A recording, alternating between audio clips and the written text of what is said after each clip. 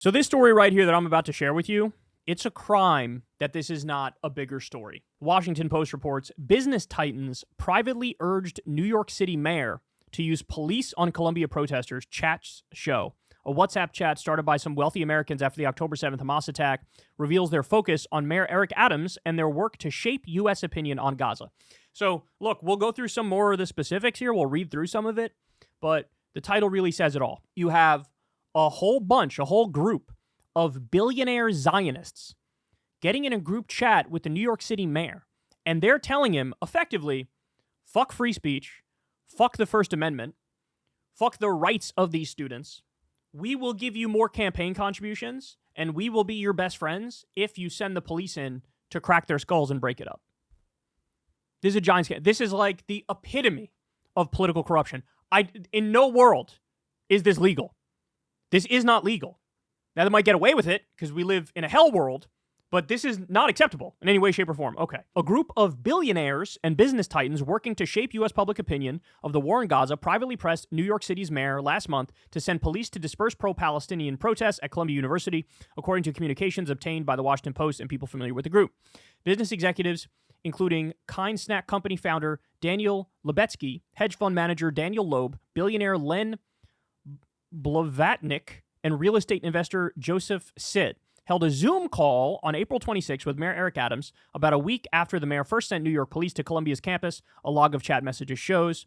During the call, some attendees discussed making political donations to Adams, as well as how the chat's group members could pressure Columbia's president and trustees to permit the mayor to send police to the campus to handle protesters, according to the chat messages summarizing the conversation. Guys, this is what we call an oligarchy. This is what we call a kleptocracy. So you have billionaire Zionists who are on the exact opposite side versus the American public. They are controlling policy directly through these back channels and throwing their money around to get their way. One member of the WhatsApp chat group told the Post he donated $2,100, the maximum legal limit, to Adams that month. Some members also offered to pay for private investigators to assist New York police in handling the protests, the chat log shows. An offer a member of the group reported in the chat that Adams accepted. Wow. The New York Police Department is not using and has not used private investigators to help manage protests, a spokeswoman for City Hall said. The messages describing the call with Adams were among thousands logged in a WhatsApp chat among some of the nation's most prominent business leaders and financiers, including former Starbucks CEO Howard Schultz, Dell founder and CEO Michael Dell, hedge fund manager Bill Ackman, and Joshua Kushner, founder of Thrive Capital and brother of Jared Kushner, former President Donald Trump's son-in-law. People with direct access to the chat log's contents supplied them to the Post. They shared the information on the condition of anonymity because the chat's contents were meant to stay private. Members of the group verified the chat's existence and their comments. The chat was initiated by a staffer for billionaire and real estate magnate Barry Sternlicht, who never joined directly, instead communicating through the staffer, according to chat messages and a person close to Sternlicht. In an October 12th message, one of the first sent in the group, the staffer posting on behalf of Sternlicht told the others the goal of the group was to change the narrative in favor of Israel, partly by conveying the atrocities committed by Hamas to all Americans.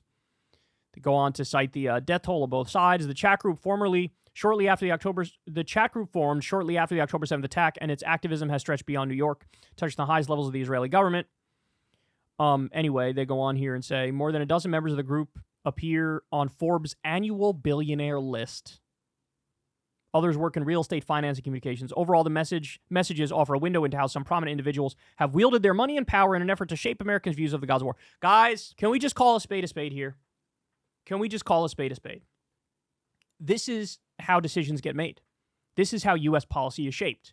So we're in a situation where even if you bias the framing of the question in a pro-Israel direction, it's still a plurality of Americans that say Israel's committing a genocide.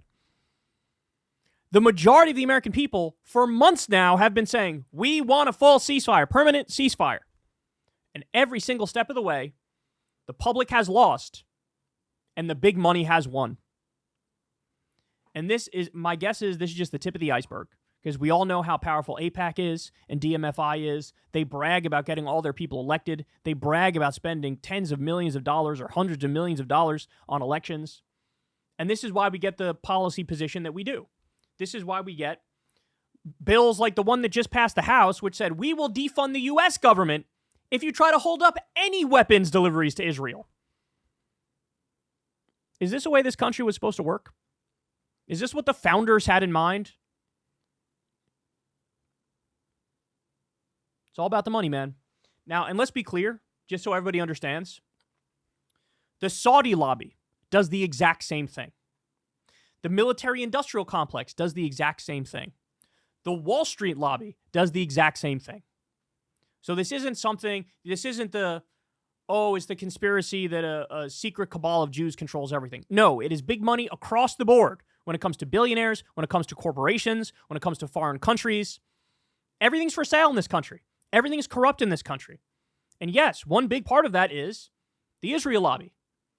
And it's even at the point now where they're in direct group chats with mayors trying to direct policy and saying, hey, we'll give you money to do the thing we want. These are all criminals, man. They should all be locked up. They should all be locked up. This is how you destroy a nation, and it rots from within.